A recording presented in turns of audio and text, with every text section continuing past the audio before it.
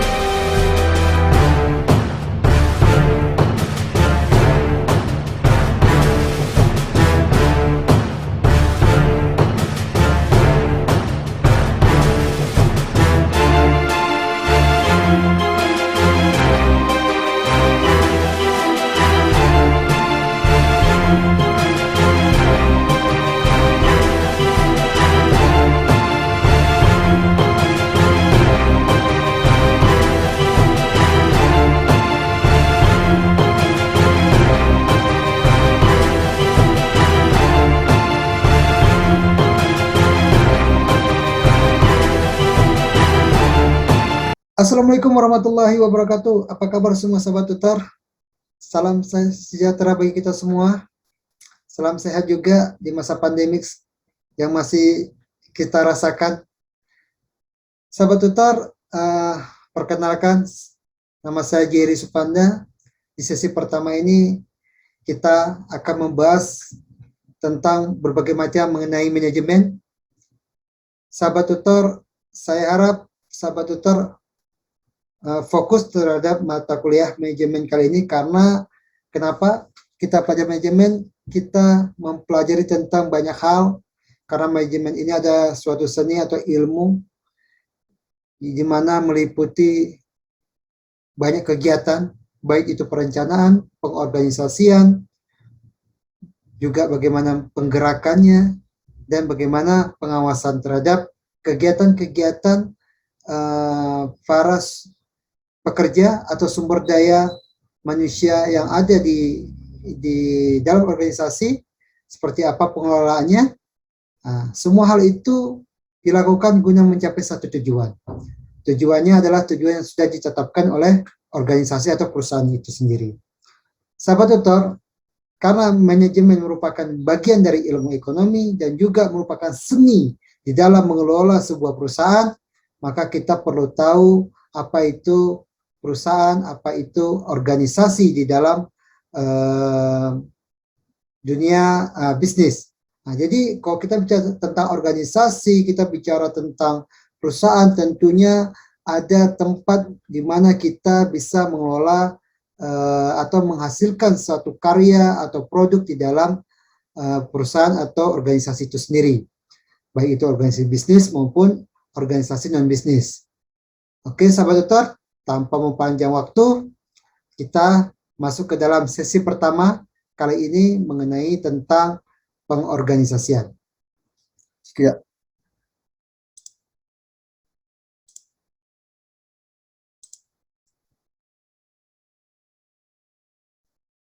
Baik, sahabat tutor, sekarang kita masuk di dalam sesi pertama di mata kuliah manajemen ini. Kita bicara tentang pengorganisasian di pertemuan pertama ini.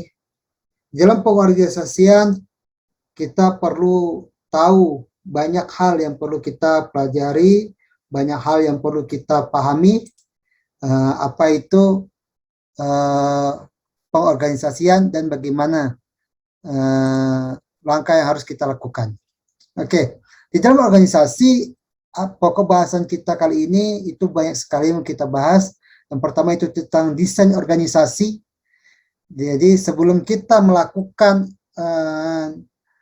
atau membentuk suatu organisasi, kita perlu mendesain. Ini merupakan langkah awal dalam kita memilih atau mengelola berbagai aspek struktural, kultural, agar organisasi ini mampu berdiri dan dapat mengendalikan semua kegiatan-kegiatan apa saja yang dilakukan di dalam organisasi, dan bagaimana kita mencapai tujuan organisasi itu sendiri. Jadi perlu ada desainnya, atau perlu ada semacam bagaimana kita mengeset atau membentuk apa langkah-langkah untuk membentuk suatu organisasi ini, bagaimana organisasi ini dapat bertahan dan mampu mengendalikan segala aspek yang ada dalam organisasi, dan bagaimana juga kita langkah-langkah tersebut, aspek-aspek tersebut itu untuk mencapai tujuan. Tentunya kita harus punya desain, harus punya gambaran, harus punya set bentuk organisasi itu sendiri. Kemudian kita juga akan membahas tentang wewenang, departementalisasi, hubungan pelaporan, dan desain kerja. Selanjutnya juga kita akan membahas tentang desain organisasi adaptif. Ya, kita bicara bagaimana sebuah organisasi desain berfokus pada bisnis yang lebih fleksibel, capable, sehingga organisasi itu sendiri dapat melakukan perubahan-perubahan yang lebih cepat. Apa-apa saja yang perlu kita bahas secara pokok sudah kita bahas, maka secara detail kita akan masuk ke dalam pokok pembahasan kita tentang desain organisasi. Nah, ketika kita bicara desain organisasi, kita bicara tentang pandangan klasik. Nah, jadi kita dalam organisasi itu ada pandangan klasik dan ada pandangan neoklasik. Jika kita melihat desain organisasi itu berdasarkan pandangan klasik, maka kita bicara tentang bagaimana organisasi itu dibentuk melihat dari struktur organisasi itu sendiri. Nah, jadi pandangan klasik itu banyak ya sahabat tutor ya. Nah, jadi di sini juga kita akan membahas tentang pandangan neoklasik. Nah, ini pandangan sudah semi modern. Kemudian kita akan melanjut kepada pendekatan secara situasional, tipe organisasi, terus koordinasi dan desentralisasi dan sentralisasi. Nah, apa itu pandangan klasik? Nah, bicara tentang pandangan klasik, kita bicara tentang bagaimana pebisnis atau pengusaha itu melakukan atau berusaha mencari cara terbaik untuk mendesain organisasi yang dapat dipercaya, yang dapat bertahan, dan dapat lebih maju dengan melihat dari sisi struktural. Nah, struktural itu dari struktur organisasi yang formal. Nah, jadi kalau kita misalnya organisasi itu dibentuk dari struktural organisasi itu sendiri, kita bisa melihat struktur organisasinya, semacam ada direkturnya, ya kan, semacam ada karyawan di dalamnya gitu. Jadi di sini kita dilihat dari sisi struktur organisasi itu sendiri. Nah, kemudian kita bicara kepada pandangan neoklasik. Nah, pandangan neoklasik ini lebih kepada sisi manusiawi organisasi. Jadi tidak hanya melihat dari struktural saja, tetapi juga melihat dari sisi kepuasan kerja, lebih manusiawi, lebih kepuasan kerja, lebih menonjolkan kepada tidak hanya menonjol pada tujuan ekonomi saja, tapi lebih daripada itu. Jadi perlu kita adanya sisi manusiawi yang ditonjolkan. Jadi kalau pandang klasik tadi itu lebih kepada profesional, keahlian, tanpa ada unsur kepuasan, hanya menonjolkan sisi profesionalitasnya saja, sehingga organisasi ini terbentuk dari orang-orang yang mempunyai keahlian saja, tanpa ada memikirkan tentang kepuasan kerja, backgroundnya seperti apa, terus ada suatu tujuan, tidak hanya mengambil tujuan secara profit saja, tapi ada tujuan secara batinnya gitu loh. Sementara pandangan neoklasik ini, selain tujuan ekonomi yang ditunjukkan, dia juga ada sisi manusiawi. Jadi kepuasan kerja itu juga penting. Jadi karyawan dan SDM yang ada di dalam organisasi itu sendiri tidak hanya berpikir secara ekonomis, tapi juga terhadap kepuasan. Kenapa ini? Karena kita organisasi itu dibentuk tidak hanya untuk mencari faktor keuntungan saja, akan tetapi juga organisasi itu juga mencari faktor-faktor kepuasan, karena tidak semua organisasi dibentuk untuk mencari keuntungan, tapi juga ada faktor-faktor kepuasan. Organisasi dibentuk berdasarkan hobi misalnya, tapi dia tidak mencari keuntungan dalam itu, dia hanya mencari kepuasan. Kemudian di dalam suatu organisasi itu ada pada pendekatan. Jadi organisasi juga dibentuk berdasarkan pendekatan situasional. Jadi pendekatan situasional ini bahwasanya organisasi didesain secara optimal itu tergantung pada faktor-faktor situasi yang relevan. Apa aja faktor situasi yang relevan itu? Seperti teknologi, lingkungan, ukuran, siklus kehidupan dalam organisasi itu meliputi pengaruh lingkungannya, pendekatan tugas dan teknologi, pengaruh ukuran juga, siklus kehidupan organisasi dan kebutuhan reorganisasi. Jadi organisasi juga dibentuk atau orang membentuk suatu usaha atau perusahaan itu berdasarkan bagaimana lingkungannya, apa peluang yang akan kita ambil di dalam membangun suatu organisasi. Misal kita bangun bisnis nih, di sini orang kekurangan akan bahan seperti langkanya bahan makanan, misalnya kan bahan makanan di sini kurang beras, sedangkan di daerah lain itu berasnya banyak. Jadi kita melihat pendekatan kita bentuk organisasi, kita buat usaha grosir beras misalnya seperti itu. Jadi lingkungan itu apa kekurangan lingkungan itu kita coba untuk melakukan membuka usaha di bidang yang membutuhkan akan produk yang langka tadi di daerah tersebut. Terus pendekatan tugas dan teknologi.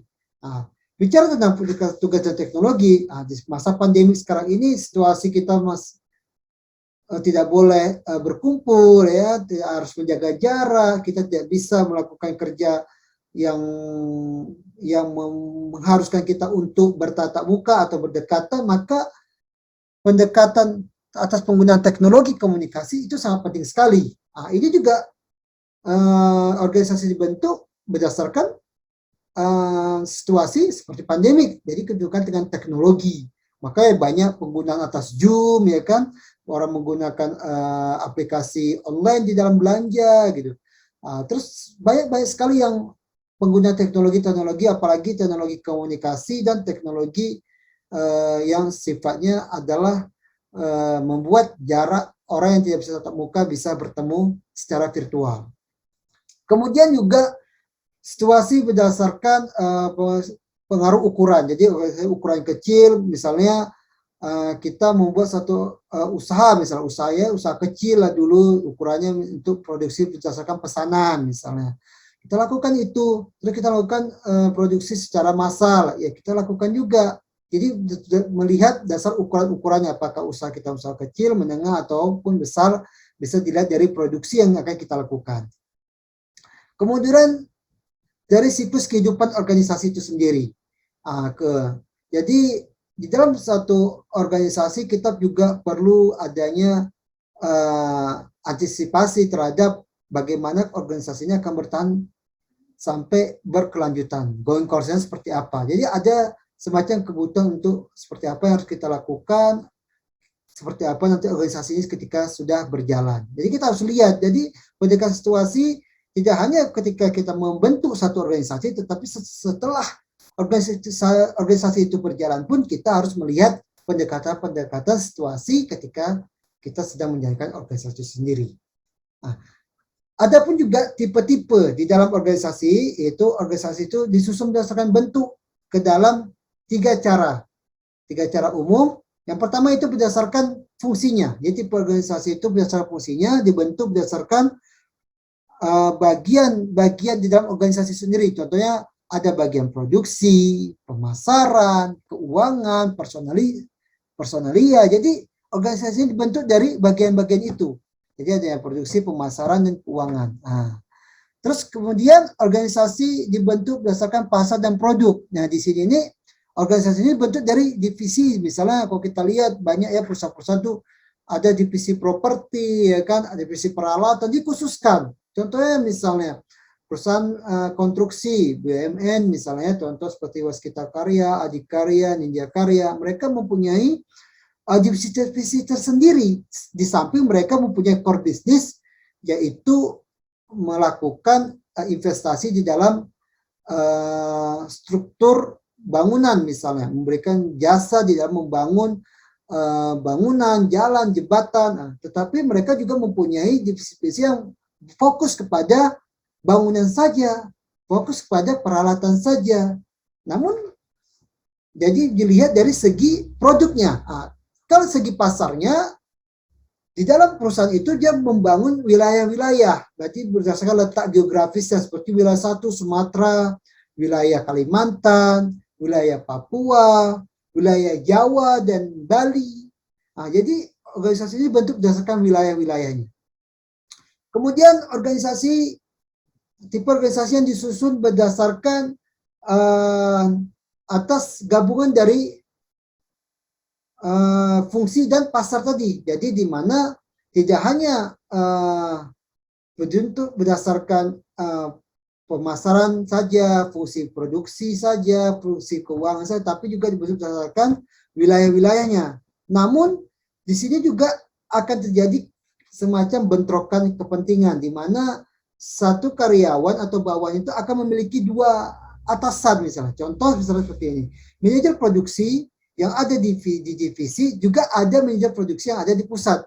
Jadi bawahan tadi selain dia bertanggung jawab kepada manajernya yang ada di divisi, dia juga akan bertanggung jawab kepada manajernya yang ada di pusat karena mewakili dari organisasi yang sama, cuma ada divisinya lagi. Nah, walaupun di dalam bagian itu dia bagian produksi misalnya. Jadi ada produksi di divisi dan ada produksi yang ada di pusat. Jadi organisasi yang dibentuk secara matriks ini itu adalah gabungan dari organisasi bentuk secara fungsi dan secara pasar atau produk. Nah, jadi paham ya, di sini matriks ini dia gabungan dari dua tipe organisasi itu. Kemudian kita bicara tentang bentuk-bentuk komunikasi dalam organisasi. Ya, jadi jadi dalam organisasi kita bicara bagaimana komunikasi dalam organisasi. Itu ada yang namanya koordinasi. Koordinasi merupakan proses menghubungkan atau mengintegrasikan bagian-bagian dalam organisasi agar tujuan organisasi dapat dicapai lebih efektif. Jadi setiap bagian, misalnya departemen keuangan, departemen produksi itu saling berhubungan, saling berkoordinasi. Ketika seorang produksi ingin membeli barang, membeli bahan untuk menghasilkan satu produk, maka dia butuh dana atau anggaran. Jadi dari Departemen Keuangan, apakah mereka bisa menghasilkan produk ini dengan anggaran yang sudah disediakan oleh Departemen Keuangan? Perlu ada koordinasi. Kemudian komunikasi organisasi secara desentralisasi. Desentralisasi merupakan proses pendelegasian wewenang dan tanggung jawab secara sistematis ke tingkat organisasi yang lebih rendah. Jadi desentralisasi itu semacam manajemen di pusat memberikan suatu wewenang kepada manajemen yang ada di wilayah atau di daerah untuk melakukan satu kegiatan bisnis, di mana kegiatan bisnis ini ditanggung jawabnya atau diberikan kewenangannya dari pusat kepada orang-orang yang kepala yang di wilayah. Ini namanya desentralisasi. Dia diberikan wewenang dalam memutuskan satu keputusan tentang organisasi yang ada di daerah itu. Nah, sementara sentralisasi ada kebalikan dari desentralisasi, di mana keputusan-keputusan baik itu dari daerah maupun dari unit-unit ataupun dari pusat, itu semua keputusan itu berada di dalam manajemen puncak. Hanya manajemen puncak yang dapat memutuskan segala kebijakan-kebijakan yang baik itu di daerah maupun yang ada di pusat. Jadi tidak ada pendelegasian kepada daerah untuk melakukan atau mengambil keputusan-keputusan terhadap usaha atau organisasi yang ada di daerah itu. Oke, semua keputusan diambil dari pusat. Itu untuk komunikasinya. Lalu kita bicara tentang koordinasi dan desentralisasi secara lebih detail lagi. Jadi koordinasi itu menggambarkan sejauh mana bagian-bagian dalam organisasi bekerja sama. Jadi departemen produksi, departemen pemasaran, departemen keuangan dan departemen personalia itu dapat bekerja sama dengan baik. Di mana produksi menghasilkan barang berdasarkan pesanan yang didapatkan oleh departemen marketing. Jadi harus adanya teknik-teknik atau komunikasi yang bagus. Ya, semuanya itu demi menjaga efektivitas dalam bekerja. Contoh itu terdapat 3 pendekatan di dalam efektivitas koordinasi itu. Yang pertama itu manajemen dasar, di mana komunikasi hanya berdasarkan struktur organisasi. Jadi misalnya bawahannya departemen dari marketing tidak bisa langsung berkoordinasi kepada departemen produksi, bawahnya juga dia harus melalui atasannya dulu. Jadi atasannya akan berkoordinasi dengan departemen marketing. Itu ada teknik dalam komunikasi manajemen dasar.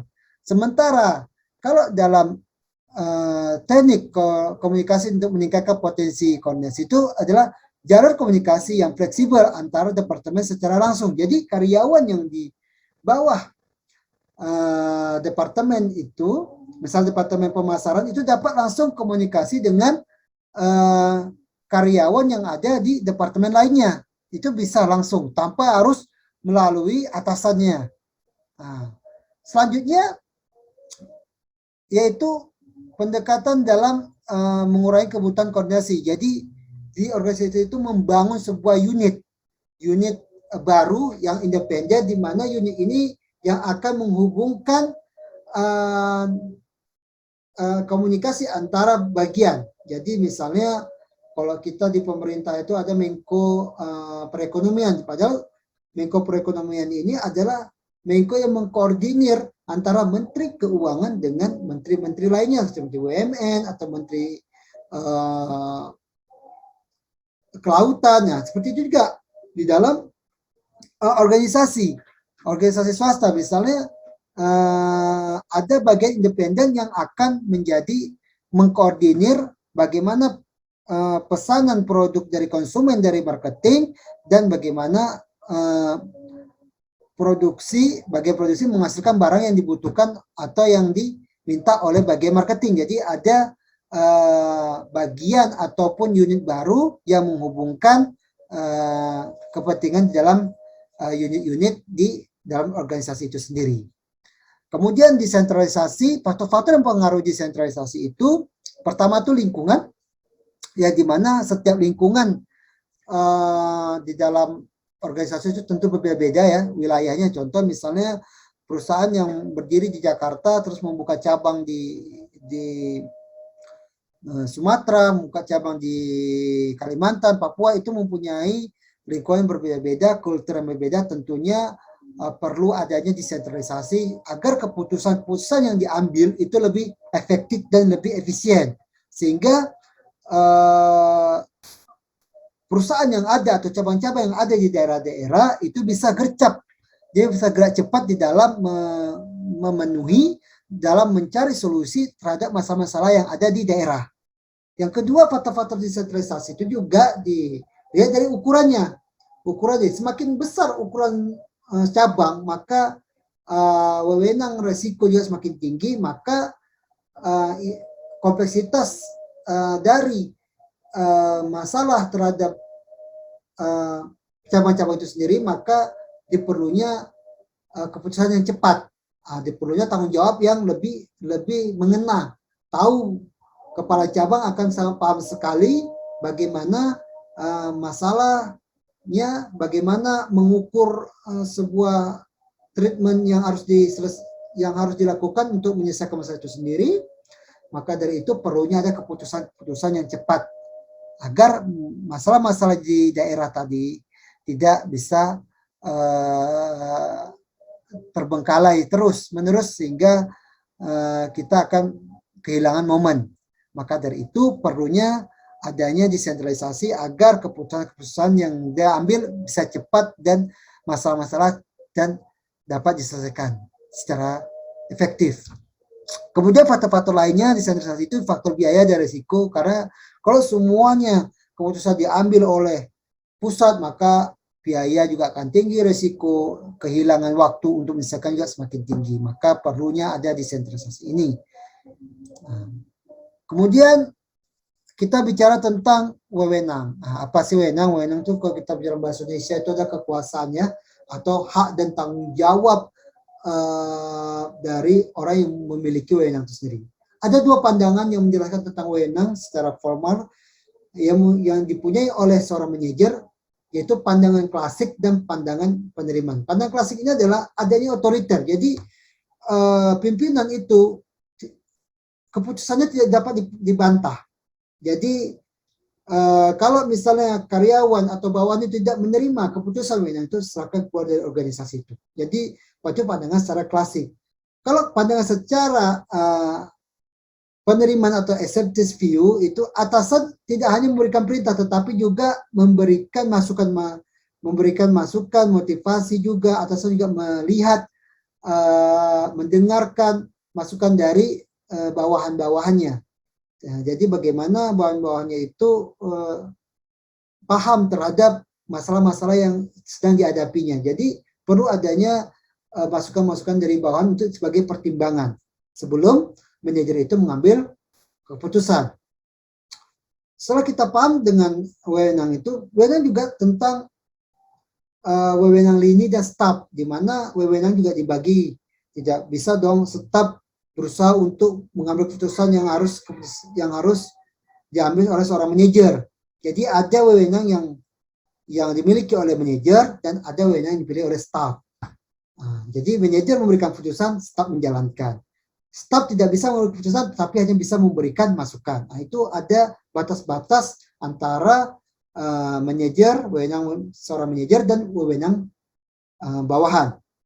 Kemudian ada namanya delegasi wewenang. Jadi di mana manajer memberikan suatu wewenang kepada bawahannya terhadap suatu masalah ataupun proyek-proyek yang sifatnya tidak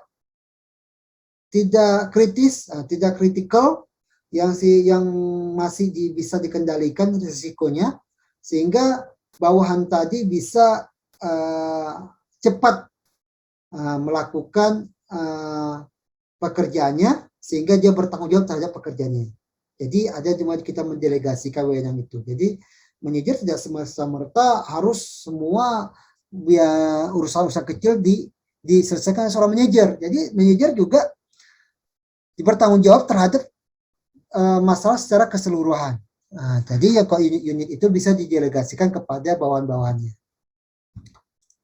Kemudian kita bicara tentang hubungan pelaporan dan pengelolaan pekerjaan. Jadi hubungan pelaporan ini sangat erat dengan interaksi, ya sahabat tutor semua, interaksi. Jadi bawahan itu dia akan mengikuti apa perintah dari manajernya.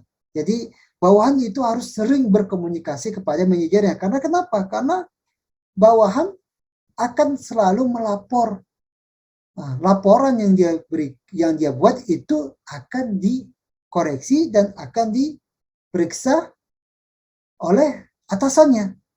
Nah, jadi ketika pelaporannya itu dibuat, manajer tidak tahu, maka manajer ini tidak ada interaksi terhadap atasannya. Begitu juga sebaliknya, jika atasannya tidak tahu apa yang dibuat oleh bawahan, laporan di bawahnya, itu berarti bawahan tidak melakukan interaksi yang baik dengan atasannya, ataupun sebaliknya atasan tidak melakukan interaksi yang baik kepada bawahannya. Nah, dalam hubungan pelaporan ini, tentunya banyak hal yang kendala yang akan dihadapinya. Salah satunya itu rentang kendali. Jadi bayangkanlah seorang manajer jika memiliki banyak bawahan, jumlah banyak itu tentu komunikasi dan interaksinya juga akan kurang. Jadi ini juga salah satu kendala bagaimana hubungan pelaporan itu sendiri. Ada rentang kendali. Semakin banyaknya bawahan, semakin interaksinya semakin berkurang. Terus dalam keterbatasan organisasi secara formal juga. Adanya jarak karena misalnya bawahan itu banyak, terus akan terjadi kesenjangan atau jarak antara atasan dan bawahan. Misal strukturnya terlalu tinggi, misalnya Sobat Tutor. Jadi manajer keuangan dengan kasir punya komunikasi langsung. Tetapi ada sub kasir pemegang kas kecil misalnya. Si kasir yang memegang kas kecil ini tidak bisa langsung berkomunikasi kepada manajer keuangan. Dia akan berkomunikasi juga kepada kasir yang memegang kas besar misalnya, atau kas secara keseluruhan kepala kasir. Jadi semacam ada jarak antara kasir petty cash tadi yang memegang kas kecil itu terhadap atasan manajer keuangan. Jadi ada keterbatasan organisasi secara formal sehingga ada jarak interaksi. Nah, itu kendala dari hubungan pelaporannya. Kemudian pengelompokan kerja. Pengelompokan kerja ini adalah pengelompokan kerja dalam organisasi itu sendiri berdasarkan fungsinya. Jadi organisasi kita kelompokkan kerja itu berdasarkan fungsi aja. Contohnya fungsi produksi misalnya, ya kelompok kita berdasarkan bagian produksi, bagian marketing, bagian pemasaran, bagian personalia maupun bagian keuangan. Jadi pengelompokan kerja dalam organisasi berdasarkan fungsi itu namanya. Jadi kemudian pengelompokan kerja berdasarkan produk. Nah, produk itu misalnya ya saya bilang properti tadi, ada bagian untuk menyetak jalan ya kan. Kalau di bagian jasa konstruksi itu bagian-bagian berdasarkan produk. Ini adalah divisi untuk membuat produk jalan. Ini divisi untuk membuat produk jembatan. Ini divisi untuk buat bangunan misalnya. Atau kalau di swasta ini adalah untuk divisi untuk membuat produk makanan, ini produk peralatan, ini untuk produk di luar dari makanan atau pertukangan misalnya. Itu adalah pengelompokan kerja berdasarkan produk. Kemudian pengelompokan kerja berdasarkan pelanggan. Nah, berdasarkan pelanggan ini biasanya berdasarkan wilayah-wilayah ya sahabat tutor. Misalnya ini pelanggan yang membutuhkan misalnya lebih kepada produk atau ingin pembelian terhadap makanan misalnya, atau dia lebih pada produk mesin saja. Jadi dia ini bisa ke wilayah-wilayah karena dia berkaitan juga dengan pengelompokan berdasarkan produk. Kemudian yang keempat itu pengelompokan kerja berdasarkan lokasi. Nah, itu yang tadi saya bilang berdasarkan wilayah tadi juga. Dia berada di Kalimantan, dia berada di daerah Papua, misalnya, itu berdasarkan divisi-divisi ataupun cabang-cabang yang berada di daerah-daerah. Terus pengelompokan kerja berdasarkan kriteria lainnya seperti waktu, misalnya orang kerja malam, shift siang, ya kan, shift pagi. Ini biasanya orang-orang yang bekerja di shift-shiftan atau ada schedule waktu. Kemudian pengelompokan kerja berdasarkan pertimbangan lainnya seperti departemen dan divisi. Nah, ini kompensasi atau gabungan dari dua pengelompokan kerja berdasarkan produk dan fungsi tadi. Jadi ada departemen ini selain dia departemen produksi, tapi dia juga bertanggung jawab terhadap kelompok kerja di bagian penghasil produk, misalnya produksi jalan misalnya, terhadap pembangunan proyek jalan. Jadi dia tidak hanya melihat dari produksi secara keseluruhan, tapi juga berdasarkan produk-produknya juga. Kemudian kita bicara desain kerja. Desain kerja ini merupakan penetapan tanggung jawab kerja individu, atau kita bisa juga job desk seorang lah. Jadi orang bisa tahu apa kerja dia, apa saja yang harus dia kerjakan, apa saja tantangan-tantangannya, apa target-targetnya. Di mana desain kerja ini dibagi berdasarkan 4. Jadi pertama, dia orang bekerja dilihat dari spesialisasinya atau keahliannya apa. Kemudian dia bekerja juga berdasarkan bagian kerja berdasarkan motivasi dia apa. Apakah dia orang bersemangat, energik, ya dia bisa di bagian produksi misalnya, atau dia orang yang suka berinteraksi dengan orang lain, ya, dia bisa di bagian marketing. Jadi dilihat dari motivasinya. Kemudian pendekatan secara biologis, pendekatan biologis ini lebih kepada beban kerja dia. Misalnya orang yang mempunyai, maaf cakap, dia punya orang yang berkebutuhan khusus ya, misalnya dia ada kurang, misalnya kakinya kurang, atau dia cacat, misalnya dia punya kebutuhan khusus, jadi bisa diberikan kerja sesuai dengan pendekatan biologis dia. Kekurangan dia tidak bukan bisa kerja seperti orang yang mempunyai fisik yang normal. Jadi pendekatan atau desain kerjanya job desk dia harus disesuaikan dengan kondisi fisiknya. Kemudian secara pendekatan secara motor, ini secara stres, beban kerjanya juga ini hampir sama dengan biologis. Pergerakan dia seperti apa dalam bekerja, maka desain kerjanya harus disesuaikan, job desk-nya harus disesuaikan dengan kemampuan dia di dalam mengkoordinir beban kerja dia, stres kerja dia. Jadi desain kerja ini tidak hanya memberikan dia bagian kerja berdasarkan pendekatan-pendekatan tadi, spesialisasinya tadi, atau motivasinya atau biologis, tapi juga pendekatan terhadap kepuasan kerja, sehingga tidak hanya menghasilkan profit saja terhadap organisasi, tetapi akan juga memberikan kepuasan kerja kepada karyawan itu sendiri. Nah, kemudian kita akan bicara tentang desain organisasi yang adaptif. Ya, kita bicara bagaimana keadaan sekarang. Misalnya kita melihat di masa pandemik sekarang ini, organisasi semua harus beradaptasi terhadap kondisi-kondisi yang dimana kita tidak bisa bertemu, tidak bisa berinteraksi secara langsung. Nah, jadi perlu adaptasi baru.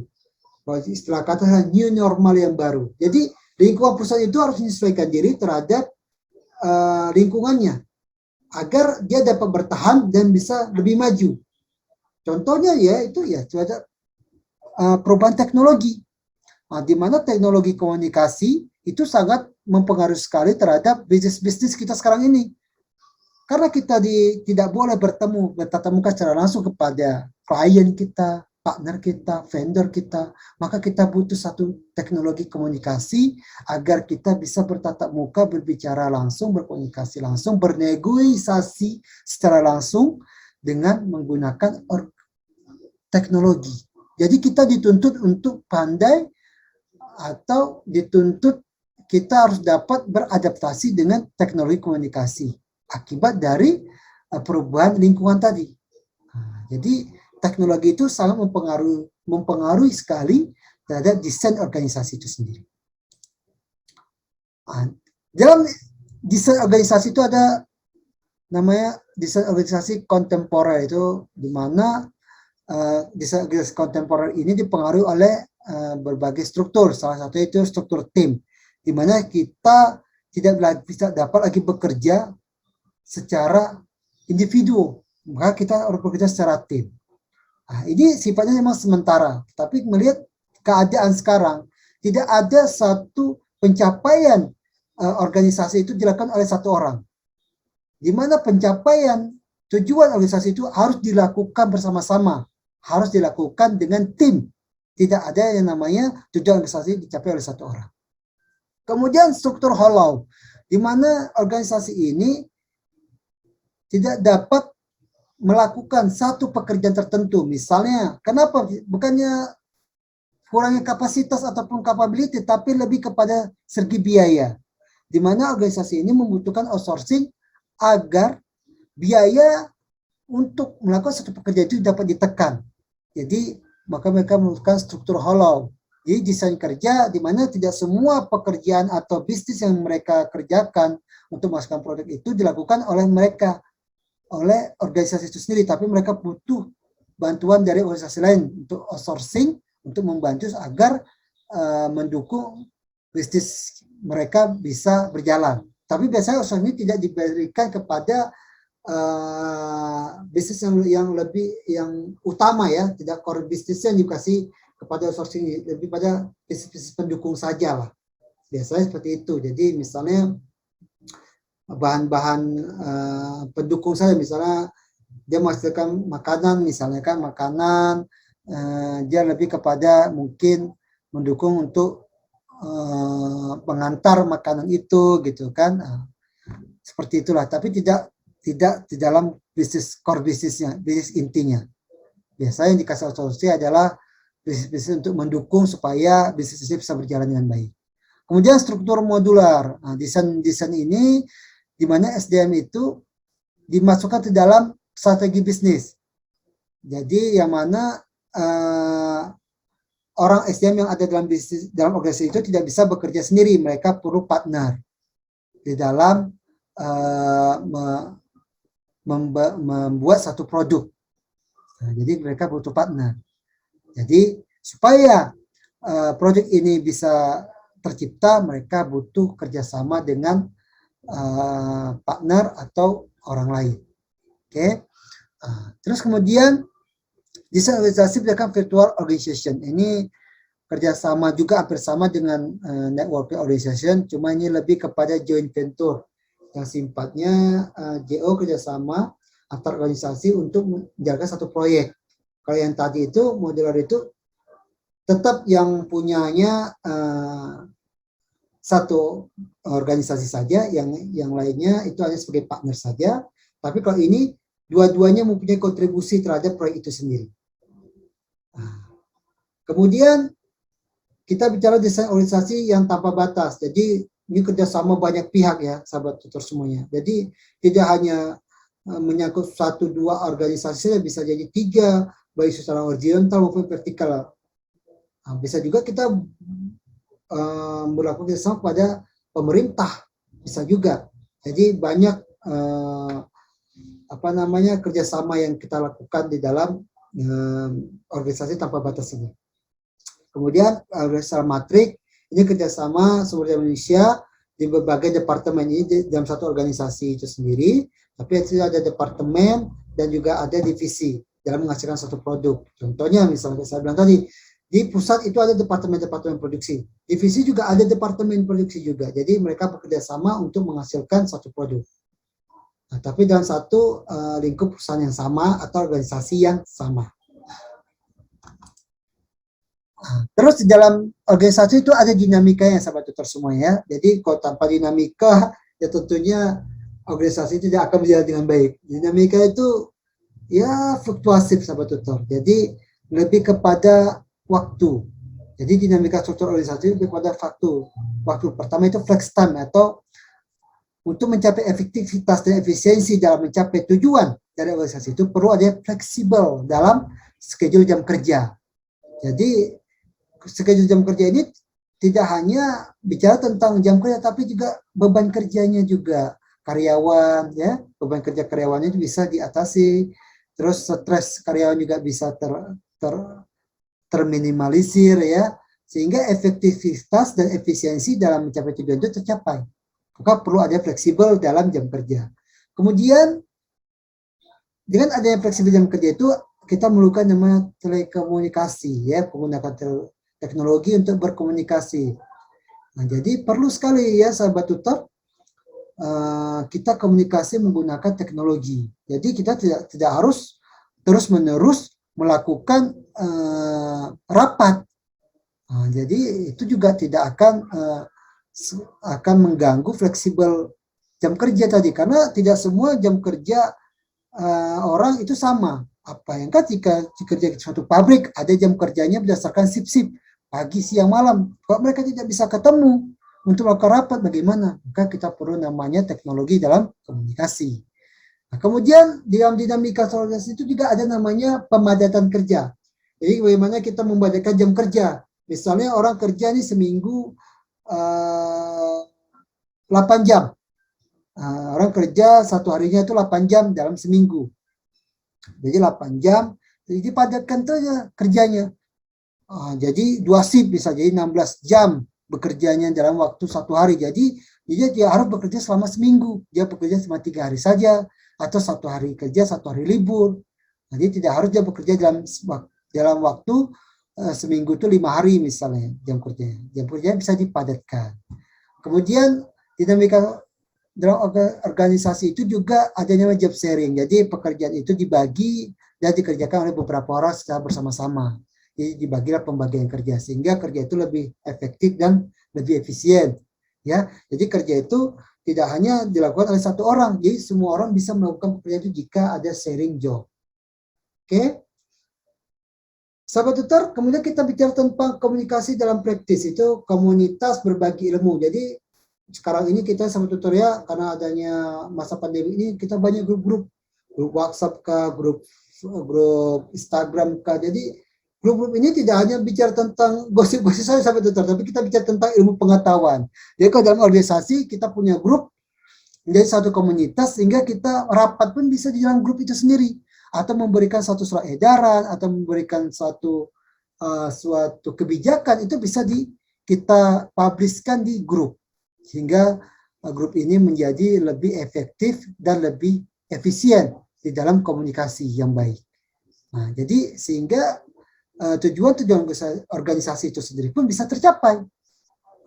Perlunya dinamika struktur organisasi ini adalah untuk mencapai efektivitas dan efisiensi di dalam menggapai tujuan yang lebih besar lagi dari organisasi itu sendiri. Oke, efektivitas dan efisiensi ada tujuan secara unit dan tujuan besarnya adalah tujuan organisasi itu sendiri untuk bertahan dan mendapat keuntungan, ya, atau mendapatkan manfaat dari bisnis yang mereka jalankan. Oke, sahabat tutor, sampai sini sahabat tutor semua sudah paham apa itu pengorganisasian, bagaimana desain organisasi, apa wewenang-wewenang dalam organisasi, baik itu SDM-nya, atasannya, bagaimana cara menggerakkan organisasi berjalan secara efektif dan efisien, bagaimana organisasi dapat berjalan dengan baik berdasarkan lingkungan, bisa beradaptasi dengan lingkungan. Jadi kita sudah membahas itu. Maka setelah sahabat tutor semua paham dan memahami, maka sahabat tutor di sini perlu menjawab diskusi kita. Diskusi ini ada nilai sahabat tutor ya. Seperti saya bilang bahwasanya penilaian dalam tuton ini ada 50% itu untuk pembuatan tugas, di mana pembuatan tugas itu nanti pertemuan ketiga, kelima ya sahabat tutor, ketujuh. Sementara untuk diskusi ini penilaiannya 30%. Ya. Jadi sahabat tutor diwajibkan untuk menjawab atau merespon diskusi ini, dan saya akan langsung menilainya. Jadi pertanyaan diskusi ini agar tidak lari jauh-jauh, ya, saya selalu memberikan diskusi kisi-kisi, ya, sahabat tutor semuanya ya, gimana saya memberikan suatu manfaat sahabat tutor kepada para mahasiswa atau sahabat tutor yang menonton video saya, agar jawaban sahabat tutor tidak jauh, tidak lari kemana-mana. Saya memberikan kisi-kisi. Jadi kisi-kisi ini pertanyaannya adalah, jelaskan pendapat sahabat tutor semua tentang kebutuhan organisasi, terutama berkaitan dengan fungsi-fungsi manajemen yang harus ada dalam organisasi. Fungsi-fungsi manajemen ini banyak sahabat tutor. Saya memberikan satu standar fungsi manajemen di mana fungsi manajemen ini dikemukakan oleh J.R. Terry dalam bukunya Principle of Management. Ini fungsi standar sekali. Kalau kita singkatan dengan POAC, Planning, Organizing, Activating, dan Controlling. Di sini sahabat tutor menjawabnya tidak boleh menggunakan referensi dari Blogspot atau Wikipedia ya sahabat tutor. Jadi sahabat tutor harus menggunakan referensi dari sumbernya, misalnya dari kemudian oleh ahli ekonomi siapa, misalnya Geer Terry dengan buku apa misalnya, boleh, atau ada namanya saja juga boleh. Dan dijelaskan fungsi manajemen secara planning itu apa, organizing itu apa, executing itu apa, dan controlling itu apa. Oke? Di sini saya sudah memberikan kisi-kisinya, sahabat tutor bisa kembangkan, bisa menjelaskan, atau sahabat tutor mempunyai jawaban lain menurut ahli-ahli yang lain juga boleh. Oke? Sahabat tutor semuanya, terima kasih sahabat tutor atas perhatiannya. Mohon maaf segala kekurangan dari penjelasan saya. Demikian tutorial kita sesi pertama kali ini. Saya ucapkan terima kasih semua sahabat tutor yang perhatikan, yang mendengarkannya. Saya akhiri dengan membacakan alhamdulillah. Bila taufiq wal hidayah. Assalamualaikum warahmatullahi wabarakatuh. Tetap semangat sahabat tutor, be smart and be kreatif. Terima kasih sudah nonton video ini. Be smart, be great.